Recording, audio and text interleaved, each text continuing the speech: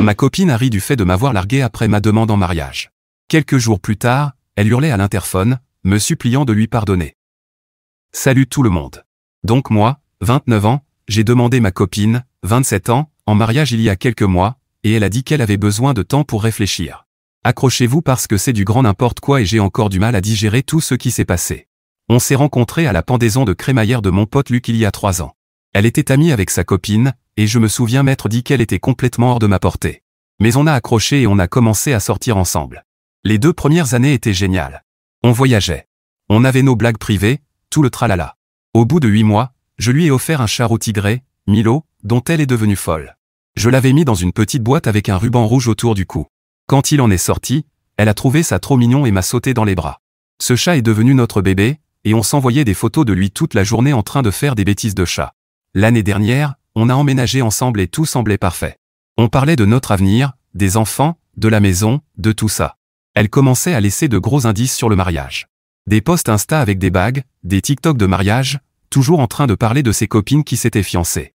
Alors j'ai mis de côté 3 salaires et j'ai acheté cette bague taille princesse que je pensais qu'elle adorerait, j'ai réservé chez Romano S, ce resto italien dont elle parlait tout le temps, et j'ai invité nos amis proches à venir après pour une fête surprise. J'étais mort de trouille mais excité aussi. Mais quand je me suis mis à genoux pour lui demander de m'épouser, elle est juste restée plantée là avec un drôle de regard. J'ai besoin de temps pour réfléchir, a-t-elle fini par dire. Tout le restaurant est devenu silencieux. Je me suis senti comme un idiot, à genoux avec la boîte dans la main. Dans la voiture du retour, elle a enfin parlé. La bague n'est pas exactement ce que je voulais. Je t'avais montré celle de Tiffany S avec le diamant plus gros. Et Romano S? Ce n'est pas vraiment romantique, Blake. Ouais. C'est moi, au fait. J'aurais dû le dire plus tôt, lol. J'étais complètement paumé. Elle m'avait littéralement envoyé des photos de ce style précis de bague, et c'est elle qui ne cessait de parler de Romano S. Mais j'ai essayé de rester compréhensif. Je peux échanger la bague si c'est ça le problème, lui ai-je dit. Ce n'est pas juste la bague, a-t-elle répondu en fixant la fenêtre. Je pense juste qu'on devrait attendre un peu plus longtemps. Être sûr qu'on est vraiment prêt. Une fois rentrée, elle est allée direct se coucher. Elle n'a même pas voulu en discuter. J'ai dormi sur le canapé avec Milo roulé en boule sur ma poitrine, en me demandant ce qu'il venait de se passer. Le lendemain, elle a fait comme si de rien n'était. Elle a lâché un « on pourra peut-être reparler des fiançailles dans quelques mois, quand tu auras un meilleur plan », puis m'a embrassé et est partie au travail comme si rien n'était arrivé. J'ai passé la journée à tout ressasser. Quel meilleur plan voulait-elle? J'avais fait exactement ce qu'elle insinuait depuis des mois. Le soir, j'ai essayé d'en reparler, mais elle m'a coupé. On peut ne pas en faire toute une histoire? Je veux juste plus de temps. C'est si grave que ça. Je n'ai pas insisté, mais j'avais un mauvais pressentiment. Jenna avait toujours été super directe sur ce qu'elle voulait. Cette hésitation ne lui ressemblait pas du tout. La semaine suivante, j'ai commencé à remarquer des petites choses. Elle était bien plus souvent sur son téléphone que d'habitude, souriait à des textos mais tournait l'écran pour que je ne voie pas. Elle prenait des appels dans l'autre pièce. Restait plus tard au travail. Rien de flagrant, juste des détails qui n'avaient pas de sens. Je ne savais pas quoi penser, mais tout mon être criait une seule chose, quelque chose clochait. Et je n'allais pas attendre de me faire avoir. Quand je lui ai demandé si tout allait bien entre nous, elle s'est braquée. Mon Dieu, juste parce que je n'ai pas dit oui tout de suite, ça veut dire qu'il y a un problème? Tu deviens parano. Peut-être. Mais je n'arrivais pas à me défaire de ce sentiment. Puis les choses ont empiré. Je caressais Milo un soir quand le téléphone de Jenna a vibré sur la table basse. Je ne cherchais pas à fouiller, mais j'ai vu le prénom, Charles, avec un aperçu de message, j'ai hâte d'être à vendredi. Notre endroit habituel? Quand j'ai demandé qui était Charles, elle a attrapé son téléphone super vite. Juste un collègue. On a un déjeuner d'équipe vendredi. J'ai hoché la tête, mais mon cerveau tournait à 1000 à l'heure. Jenna n'avait jamais parlé d'un Charles, et, notre endroit habituel, ne sonnait pas comme un déjeuner d'équipe. Tu sais quoi, ai-je dit d'un ton détaché, tu as raison pour la bague. Je la ramènerai ce week-end et on pourra en choisir une que tu aimes mieux ensemble. En surface, j'étais calme, mais à l'intérieur, j'étais déjà en mode combat. Après ce texto de Charles, mon cerveau a basculé. Elle ne le savait pas, mais je venais de poser le premier piège. Fini de jouer le petit copain naïf. C'était la guerre, et je n'allais pas y aller les yeux fermés. Elle avait l'air soulagée. Ça sonne parfait, chérie. Puis elle m'a embrassé et est partie prendre une douche. Je suis resté sur le canapé avec une boule au ventre, essayant de comprendre ce qui se passait. Le lendemain, j'ai envoyé un texto à mon meilleur ami, Luc. Faut qu'on parle. C'est à propos de Jenna. On s'est retrouvés autour d'une bière et je lui ai raconté. Il m'a juste écouté puis a dit, mec, je ne veux pas te dire ça, mais ça sent mauvais. La Jenna que je connais aurait été surexcitée à l'idée de se fiancer. Tu crois qu'elle me trompe, ai-je demandé. Luc a haussé les épaules. Je ne sais pas mec. Mais le timing est louche. Elle insiste pour une bague pendant des mois, tu fais ta demande, et d'un coup elle veut t'attendre. Et maintenant elle reçoit des textos secrets d'un gars dont tu n'as jamais entendu parler. Dit comme ça sonnait vraiment mal. Mais c'était Jenna. On était ensemble depuis 3 ans, on vivait ensemble, on avait un chat ensemble. Elle n'allait pas tout jeter comme ça, si? Qu'est-ce que je dois faire, ai-je demandé. Ouvre l'œil, a dit Luc. Ne l'accuse de rien pour l'instant, mais surveille les signes. Alors c'est ce que j'ai décidé de faire. Garder l'œil ouvert. Essayer de comprendre ce qui se passait vraiment. Je n'avais aucune idée de ce que j'étais sur le point de découvrir. J'ai décidé de travailler dans ce café près de notre appart. Jenna n'y va jamais, elle dit que leur café est trop cher, donc je pensais que c'était un endroit sûr pour me concentrer sans la croiser. J'étais dans un coin avec mon ordi, casque sur les oreilles mais sans rien écouter, quand j'ai entendu un rire familier. J'ai levé les yeux et vu Jenna entrer avec son amie Tara. Elles ne m'ont pas remarqué à cause d'une grande plante à côté de ma banquette.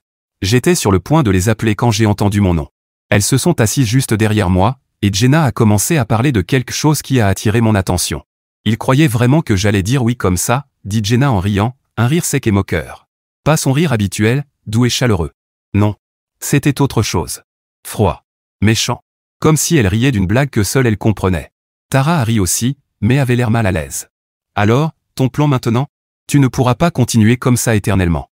Jenna s'est adossée à sa chaise, sirotant son latte comme si elle avait tout le temps du monde. S'il te plaît. Blake ne va nulle part. Il est tellement pressé de m'avoir qu'il me ferait une demande avec une bague en bonbons si je le lui demandais. Je l'ai complètement dans ma poche. Il suffit que je le fasse attendre jusqu'au bon moment. Tara a hésité. Et Charles? Les yeux de Jenna brillaient. Charles vaut la peine. Ce n'est pas un salaire moyen comme Blake. C'est un vrai homme avec un vrai potentiel. Une fois que sa situation sera réglée, Blake, c'est fini. Je le largue comme une paire de chaussures de la saison dernière. Elle a encore ri, ce rire sec et satisfait. Il pleurera sûrement dans les bras de son chat ou je ne sais quoi. Pathétique, vraiment. Mon estomac s'est retourné.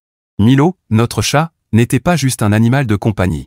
Il faisait partie de la famille. Et elle l'utilisait comme une punchline? Tara baissa la voix.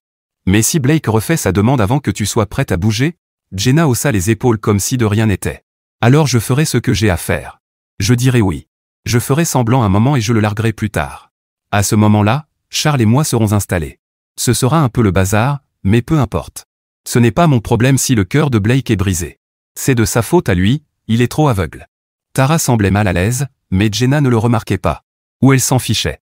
Elle était trop occupée à se vautrer dans sa confiance en elle, à jouer à la reine d'un jeu où je n'étais rien de plus qu'un pion.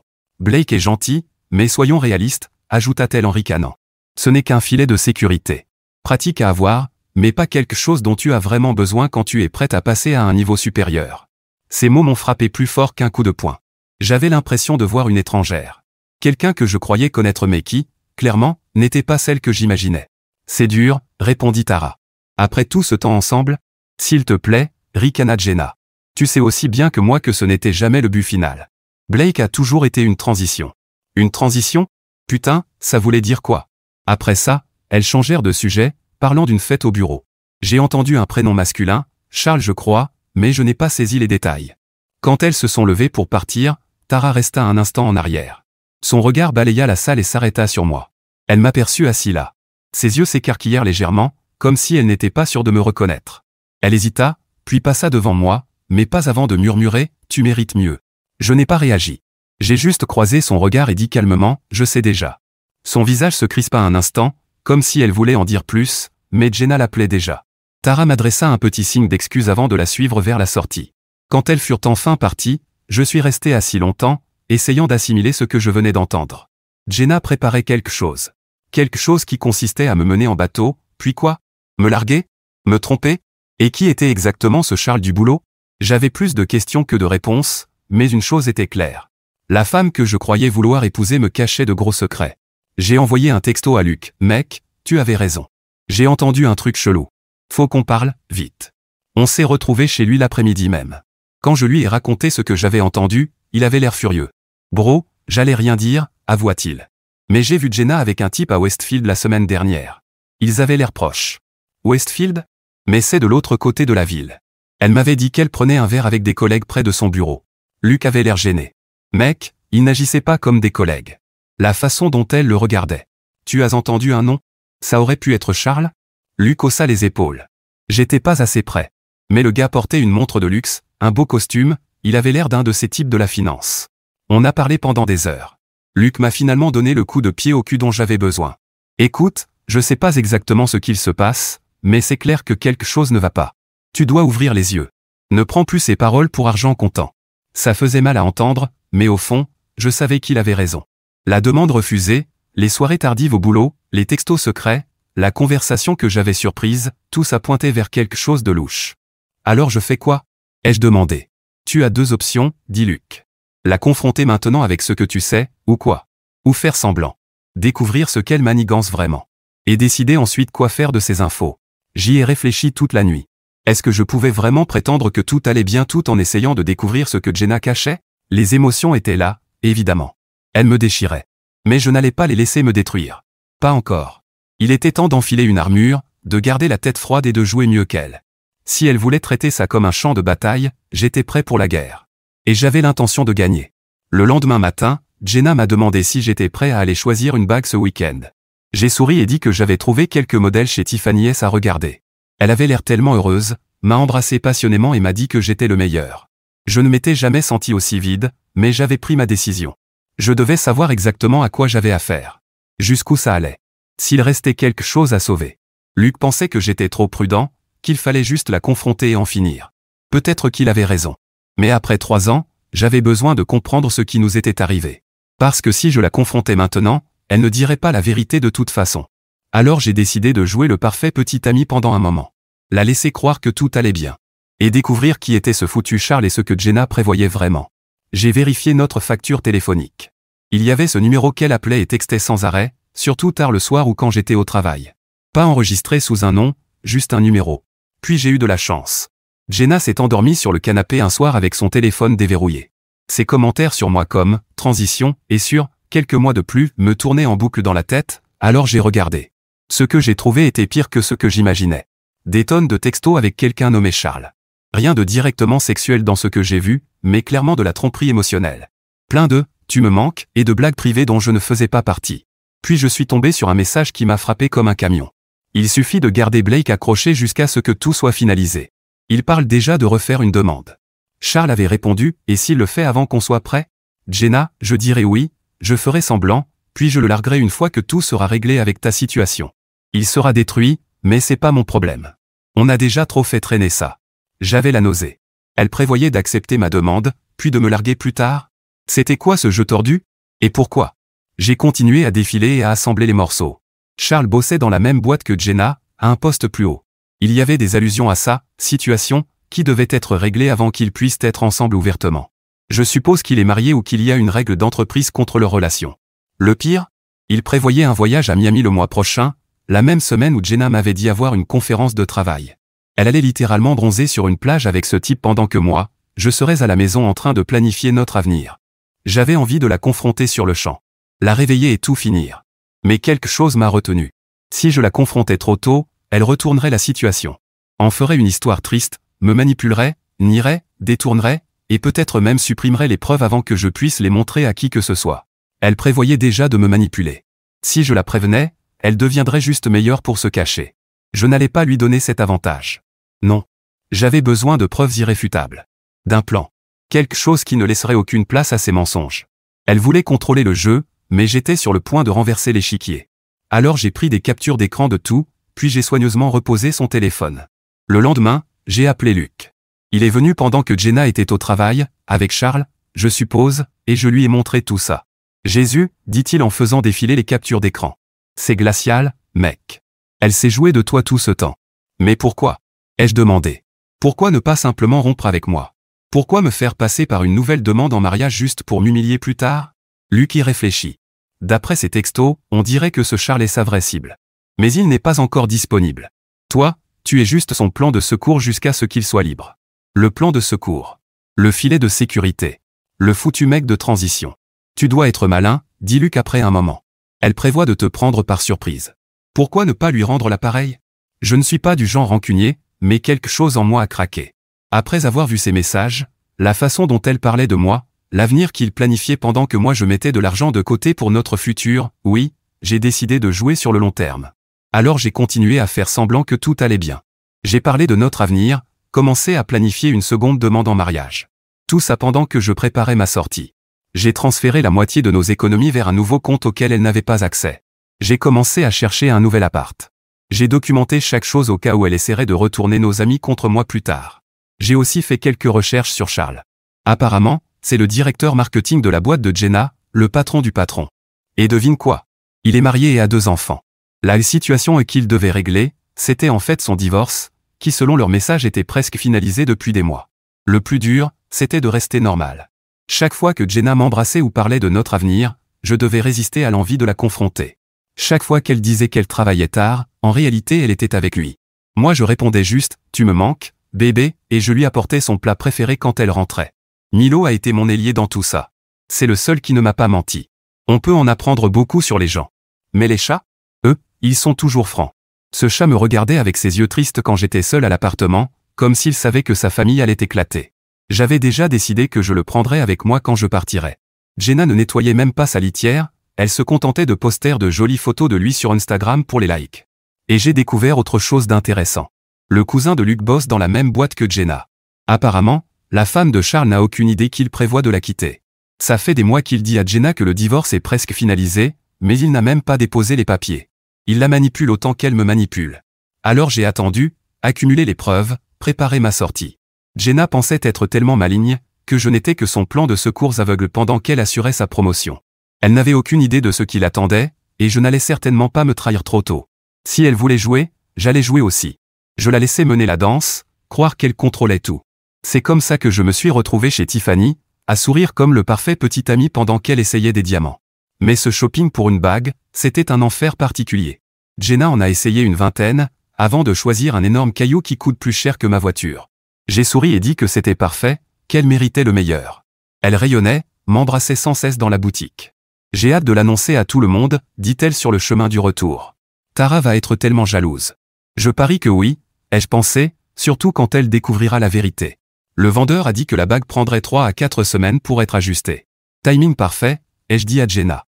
Ça me laissera le temps de préparer une demande que tu n'oublieras jamais. Elle a adoré. Elle a commencé à lancer des idées, peut-être sur la plage ou dans ce resto en rooftop du centre-ville. J'ai juste hoché la tête, disant que toutes ces idées étaient géniales. Ce soir-là, elle était particulièrement affectueuse. Et moi je pensais à ses textos avec Charles, à son plan d'accepter ma demande puis de me larguer plus tard. Ça m'a pris tout mon self-control pour jouer mon rôle. Concernant Charles, j'ai appris plus de choses grâce au cousin de Luc. Charles bosse dans la boîte depuis 5 ans, il dirige le service marketing, et il a la réputation d'être un séducteur. Il dit à Jenna qu'il est presque divorcé, mais en réalité il n'a même pas entamé la procédure. Sa femme croit qu'il travaille à sauver leur mariage. Ils sont même allés en thérapie de couple le mois dernier. Jenna n'a aucune idée qu'elle se fait rouler aussi. Une partie de moi voulait tout lui dire, voir son monde s'effondrer comme le mien. Mais ça aurait gâché mon plan. Alors je suis resté silencieux, continuant à jouer le petit ami parfait. Quelques jours plus tard, Jenna a parlé de sa conférence professionnelle à Miami le mois prochain. « Tu vas tellement me manquer », dit-elle sans me regarder dans les yeux. « Mais c'est une grande opportunité pour ma carrière. Je suis fier de toi », lui ai-je répondu. « Peut-être que je pourrais te rejoindre pour le week-end et te faire une surprise. » La panique sur son visage valait de l'or. « Non. Je veux dire, on sera en réunion tout le temps. Tu t'ennuierais, et je me sentirais coupable de t'ignorer. »« Tu as raison », ai-je dit. « Je vais plutôt préparer quelque chose de spécial pour ton retour. » Elle s'est aussitôt détendue. Tellement prévisible. J'ai accentué mon jeu de petit ami romantique.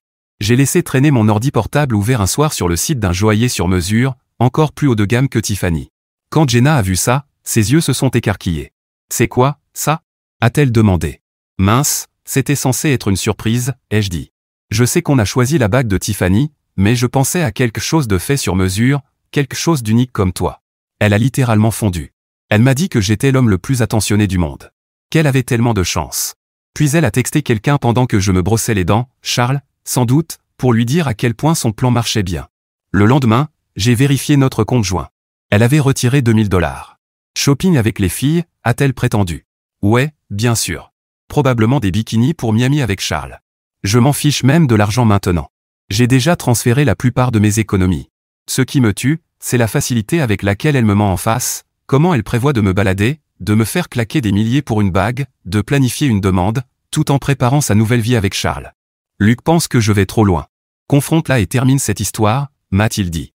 Toute cette mascarade te bouffe la tête. Peut-être qu'il a raison. Mais chaque fois que je songeais à tout arrêter, ce texto me revenait comme un coup de poing, je dirais oui, je ferai semblant, puis je le larguerai une fois que tout sera réglé avec ta situation. Il sera anéanti, mais ce n'est pas mon problème. Non. J'allais aller jusqu'au bout. Si elle planifiait de m'humilier, elle se trompait lourdement. J'ai fixé la date de la deuxième demande le mois prochain, juste après son voyage à Miami. J'ai payé les acomptes, envoyé les invitations à nos amis et à la famille. Tout le monde était emballé, surtout ses parents, qui m'ont toujours vu comme le gendre idéal. Elle croyait qu'elle allait profiter de ses vacances secrètes avec Charles, puis revenir auprès de son Blake sûr et fiable qui préparait la demande parfaite. Elle n'avait aucune idée de ce qui l'attendait vraiment. Quand elle est partie pour sa conférence à Miami, m'a embrassé pour me dire au revoir, promis de m'appeler tous les soirs, la totale. J'ai joué mon rôle, je l'ai aidé à faire sa valise, je l'ai conduite à l'aéroport, je lui ai dit à quel point elle allait me manquer. Dès qu'elle a passé la sécurité, je suis entré en action. J'avais planifié ça depuis des semaines, et maintenant, c'était le moment. J'ai déplacé toutes mes affaires essentielles vers mon nouvel appartement. Pas tout, ça aurait été trop évident quand elle serait rentrée. Juste l'essentiel. Documents, souvenirs de famille, électronique, et bien sûr Milo. Je l'ai installé au nouvel endroit avec tous ses jouets préférés. Puis j'ai enclenché l'option nucléaire. Tu te souviens de la femme de Charles? Celle qui était soi-disant presque divorcée mais qui en réalité n'était au courant de rien. Je l'avais trouvée sur Facebook il y a des semaines, mais je n'avais pas encore pris contact. Là, je lui ai tout envoyé. Capture des textos entre Jenna et Charles, leur plan pour Miami, toute la chronologie de leur liaison. Absolument tout. Elle m'a répondu en quelques heures. Elle était dévastée mais reconnaissante de savoir la vérité. Elle m'a dit que Charles avait déjà fait ça auparavant. Qu'ils étaient en thérapie de couple à cause de sa dernière aventure. Elle m'a demandé mon numéro, et on a parlé presque 2 heures. Il s'avère que Charles avait fait croire à Jenna qu'il était plein aux as, mais la vérité, c'est que c'est sa femme qui avait tout l'argent. C'est une héritière, avocate d'affaires. La maison, les voitures, les vacances de luxe, tout venait d'elle. Mais là où ça devient intéressant, c'est que Sarah, la femme de Charles, avait décidé que c'en était fini. Pendant que Charles était à Miami avec Jenna, elle a vidé leur compte, changé les serrures et préparé les papiers de divorce pour les lui remettre dès son retour. Mais elle voulait qu'on coordonne pour un maximum d'impact. Ces deux-là se méritent, m'a-t-elle dit. Mais ils méritent aussi de savoir exactement dans quoi ils s'embarquent. Alors on a monté un plan. Charles et Jenna devaient rentrer le dimanche. Moi, j'avais toujours ma deuxième demande prévue pour le mardi soir. Mais ce n'était plus un simple plan. C'était une embuscade, minutieusement préparée comme le dernier coup d'une partie d'échecs à enjeu maximal. Chaque pièce était déjà en place. Timing, précision, exécution. Jenna et Charles n'allaient rien voir venir avant que le piège ne se referme. Et une fois que ce serait fait, ce serait trop tard. Partie terminée. J'ai réservé une salle privée aux réserves, le restaurant le plus chic de la ville. Tous nos amis et la famille devaient être là pour assister à ma demande, sauf que j'avais modifié la liste des invités, ajouté Sarah. Supprimé le quatuor, accordé le champagne. Ajouté un projecteur et un écran. Dimanche soir, Jenna est rentrée de Miami rayonnante, bronzée et pleine d'histoires de séminaires marketing et de réseautage. Elle m'a montré des photos d'hôtels génériques comme si j'étais trop idiot pour reconnaître un voyage romantique. J'ai juste souri et dit que j'étais content qu'elle ait passé un bon moment. Tu m'as tellement manqué, a-t-elle menti. Les voyages pros sont tellement épuisants. Repose-toi, lui ai-je dit. Mardi, on a une grande soirée. Une célébration. Ses yeux se sont illuminés. La demande? J'ai hoché la tête. Je veux le faire comme il faut cette fois, comme tu le mérites. Elle m'a sauté dans les bras, m'a dit à quel point elle m'aimait. Je me suis forcé à la serrer, en me demandant combien de fois elle avait dit ces mêmes mots à Charles cette semaine-là. Lundi et mardi ont été une torture, à continuer mon rôle, à l'écouter au téléphone avec Tara, discuter de ce qu'elle allait porter, de la manière dont elle allait feindre la surprise, pendant que moi je finalisais les détails avec Sarah et Luc. Mardi soir est enfin arrivé. J'ai dit à Jenna que je devais aller au restaurant plus tôt pour m'assurer que tout était parfait. Elle a dit qu'elle me rejoindrait là-bas. Tara devait passer l'aider à se préparer. Ce que Jenna ne savait pas, c'est que j'avais calculé le timing précisément. Charles devait être à une réunion tardive, d'après leur texto, mais en réalité, il recevait ses papiers de divorce à son bureau vers 18h. Sarah y avait veillé. Je suis arrivé tôt aux réserves. Le manager connaissait la vérité. Le frère de Luc y travaille et nous a aidés à tout préparer. La salle privée était prête, mais pas avec des pétales de rose et du champagne. À la place, il y avait un projecteur, un écran et suffisamment de chaises pour tout le monde. Nos amis ont commencé à arriver vers 19h. Je leur avais dit qu'il y aurait une surprise, mais pas laquelle.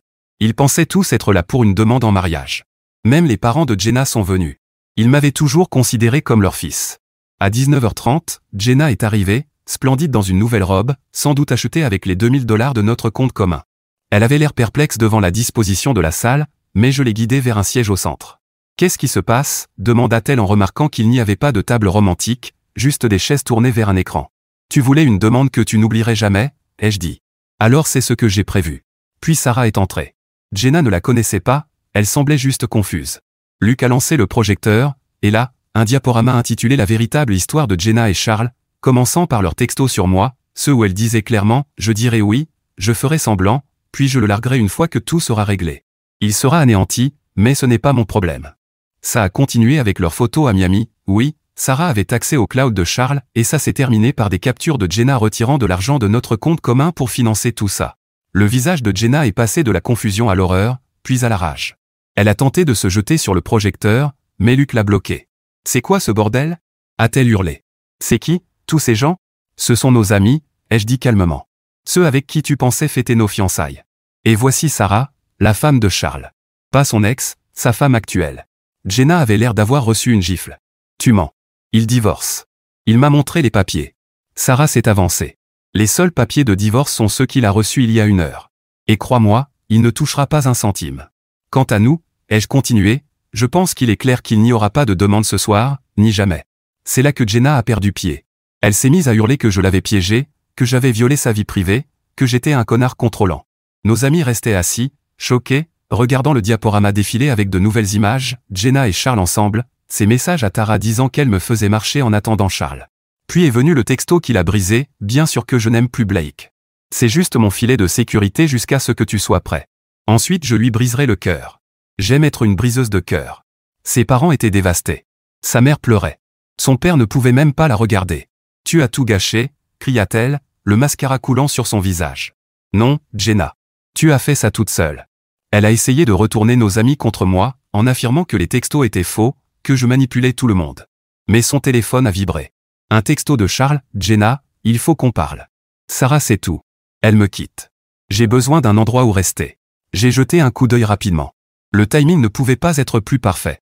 Le visage de Jenna s'est effondré en le lisant. Elle savait que c'était fini. Le manager est entré à cause du vacarme.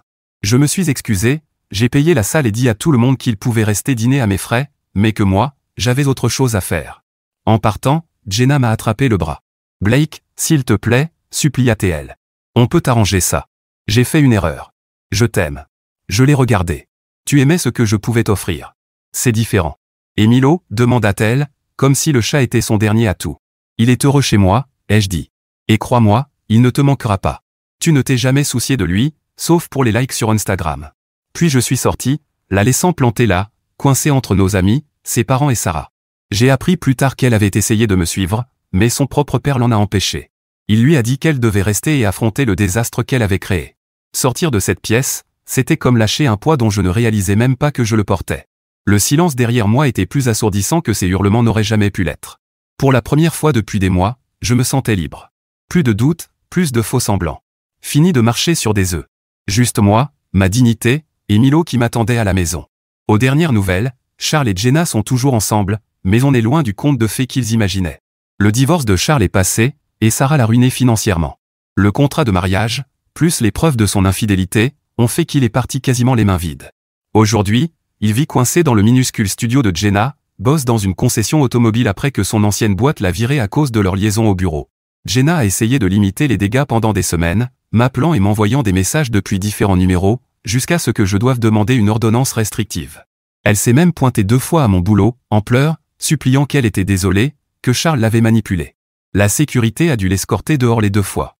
Le plus pathétique, elle a publié partout qu'elle avait été victime de violences financières et qu'elle avait besoin d'aide pour se remettre sur pied. Elle a inventé toute une histoire comme quoi je contrôlais tout notre argent, MDR, et que je l'avais laissé sans rien. Ça a été vite démonté quand Tara et plusieurs autres amis ont commenté la vérité. Elle a même fini par contacter ma mère en la suppliant de m'aider à la joindre. Ma mère lui a répondu « Tu as fait tes choix. Maintenant, assume-les. » En fait, ça a encore dérapé il y a quelques jours. J'étais chez moi, tranquille, quand mon interphone s'est mis à sonner comme un malade. Je vérifie la caméra, Jenna. Dévastée, hurlant mon nom. Je n'ai pas bougé, je l'ai juste regardé marteler le bouton comme une folle. « Blake, je sais que tu es là-haut. » Elle hurlait tellement que les voisins sont sortis. Je l'ai laissé se ridiculiser 1 minute, puis j'ai enfin appuyé sur le bouton pour parler. « Par avant que j'appelle la police, ai-je dit d'une voix calme, presque blasée. Tu as ruiné ma vie. » sanglotait-elle. Charles me trompe. Il ne m'a jamais aimé. J'ai fait une erreur. Laisse-moi juste monter, qu'on en parle. J'ai failli éclater de rire. Ça, c'est ton problème, Jenna. Pas le mien. Elle s'est mise à pleurer de toutes ses forces, là, devant mon immeuble. Tout s'écroule. J'ai perdu mon boulot. On va se faire expulser. Je n'ai plus personne. Pendant une seconde, j'ai presque eu pitié. Presque. Puis je me suis souvenu de ses textos. Comment elle prévoyait de me garder en réserve, de m'humilier, de me briser. Adieu, Jenna. Et j'ai coupé l'interphone, retournant à ma soirée comme si elle n'avait jamais existé. Elle est restée dehors encore 1 heure, alternant entre cris, larmes et supplications. Finalement, un de mes voisins a vraiment appelé la police, et ils l'ont emmenée. Le lendemain, j'ai ajouté l'incident à mon dossier d'ordonnance restrictive. Quant à Milo, il se porte à merveille. Je lui ai acheté un super arbre à chat pour l'appartement, il en est fou. Jenna poste encore parfois d'anciennes photos de lui sur Instagram, comme s'il vivait toujours avec elle. C'est triste, en fait. Mais maintenant, place aux bonnes nouvelles. Tu te souviens de Sarah? L'ex-femme de Charles? On est resté en contact après tout ça. Pas de romance au début, juste 2 personnes qui digéraient des trahisons similaires. On prenait un café toutes les 2 semaines, on s'envoyait des textos sur nos progrès respectifs pour tourner la page. Elle est vraiment cool. Clairement trop bien pour Charles. Il y a environ 3 mois, ces cafés se sont transformés en dîners. Les dîners en rando le week-end. Tu devines la suite. Ça fait 2 mois qu'on sort officiellement ensemble. On y va doucement, on guérit encore tous les 2, mais ça se passe vraiment bien. Elle est brillante, accomplie, et surtout honnête. On plaisante en disant qu'on a la base la plus solide possible, on s'est déjà vu au pire et on s'est soutenu à travers ça. Luc, mon pote qui m'a aidé pour le plan au restaurant, dit que c'est une justice poétique. Les 2 qu'ils ont trahis ont trouvé le bonheur ensemble. Je ne dirai pas ça si vite, mais je suis plus heureux que je ne l'ai été depuis longtemps. J'ai croisé Tara à l'épicerie la semaine dernière. Elle m'a dit que Jenna avait été virée de son boulot et qu'elle tentait de lancer une boîte de consulting en réseaux sociaux. Apparemment, ça marche très mal. Elle m'a aussi dit que Jenna et Charles se disputent constamment. Lui reproche de ne pas être aussi riche que Sarah, et elle lui reproche de ne pas être le ticket gagnant qu'elle pensait avoir décroché. Parfois, je pense à quel point je suis passé près de lui faire une nouvelle demande en mariage, d'acheter cette bague Tiffany hors de prix qu'elle voulait. J'étais à 2 doigts de me faire avoir. Si je n'avais pas surpris cette conversation au café, si Luc ne m'avait pas ouvert les yeux, je serais peut-être fiancé à elle en ce moment, sans rien savoir de ce qui se tramait dans mon dos. À la place, je suis dans mon propre appart, mon chat qui ronronne à côté de moi, et des projets de dîner avec Sarah ce soir. La vie prend des tournants étranges parfois. L'important, c'est que j'avance. Je ne regarde plus les réseaux sociaux de Jenna. Je ne demande plus de nouvelles à nos amis communs. Elle n'est plus qu'une personne que j'ai connue, qui m'a appris une leçon précieuse sur la confiance. Sarah et moi avons parlé de ce qu'on ferait si jamais on recroisait Jenna et Charles ensemble. On a décidé qu'on se contenterait de sourire, dire bonjour, et continuer notre chemin. La meilleure vengeance, ce n'est pas un plan machiavélique. C'est vivre bien, et être vraiment heureux. Voilà. L'histoire de Jenna est terminée. Merci d'avoir lu jusqu'ici. Si tu es encore là, tu es un vrai. Ah, et si tu lis ça et que tu soupçonnes ton partenaire de te tromper, écoute ton instinct. Il a généralement raison. Et dis, non. Sarah et moi n'avions pas prévu de sortir ensemble. C'est arrivé naturellement. Et oui, on est très conscient de l'ironie.